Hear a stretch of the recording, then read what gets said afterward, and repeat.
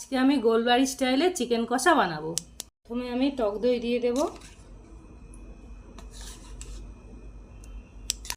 তারপর আমি ধনে পাউডার দিয়ে দিচ্ছি আর তার সাথে কাশ্মীরি পাউডার দিয়ে দিচ্ছি, দিয়ে আমি ভালো করে এটা ম্যারিনেট করে নিচ্ছি। ভালো করে ম্যারিনেট করে এটা আধা ঘন্টা মতো রেখে দেবেন। আমি কড়াইতে সর্ষের তেলটা দিয়ে দিলাম পরিমাণ মতো, মধ্যে গরম তেলের মধ্যে তেজপাতাটা দিয়ে দিলাম, তারপরে এলাচ দিয়ে দিলাম, তারপরে লবঙ্গ দিয়ে দিলাম আর একটু দারচিনি দিয়ে দিলাম। পেঁয়াজটা আমি দিয়ে দিলাম, ভালো করে পেঁয়াজগুলো লাল লাল করে ভেজে নিতে হবে যাতে লালটা খুব তাড়াতাড়ি হয়ে যায়। পেঁয়াজটা ভাজা ভাজা হয়ে গেছে, এরপর আমি আদা বাটা আর রসুন বাটা দিয়ে দেব।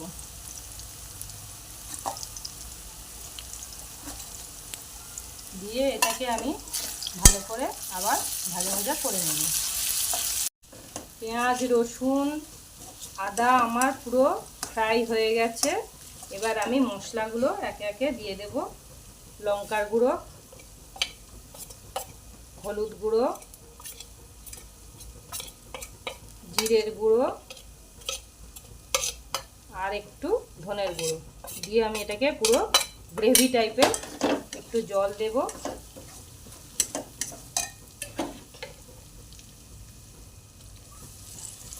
একটু জল দিয়ে দিলাম, দিয়ে এটা গ্রেভি তৈরি করব।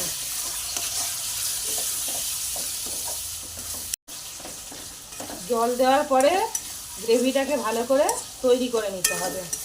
দেখুন গ্রেভিটা কাই হয়ে গেছে।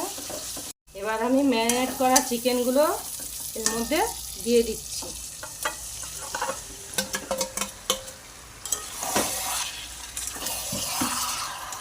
দিয়ে ভালো করে কষাতে হবে। তেলটা ছেড়ে এসছে, আমার কষানো হয়ে গেছে।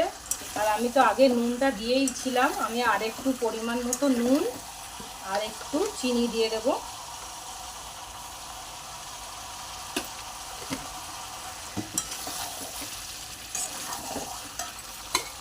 পরিমাণ মতো আমি একটু চিনি দিয়ে দেব, দিয়ে এটাকে আমি ভালো করে আর একটু নাড়িয়ে কষিয়ে নেব, নিয়ে তারপর জল দিয়ে দেবো। পরিমাণ মতো একটু জল দিয়ে দেব।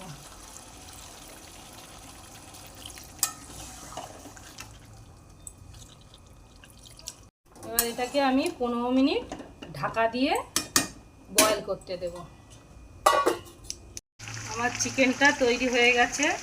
এবার আমি একটু গরম মশলা দিয়ে দেবো গুঁড়ো, দিয়ে একটু নাড়িয়ে নেব। দেখুন আপনারা পুরো গ্রেভি টাইপের হয়ে গেছে। এবার আমি এটা নামিয়ে নেব। গোলবাড়ির কষা চিকেন তৈরি হয়ে গেছে। ভিডিওটা যদি ভালো লাগে আপনাদের তাহলে লাইক করে দেবেন আর সাবস্ক্রাইবার করে দেবেন।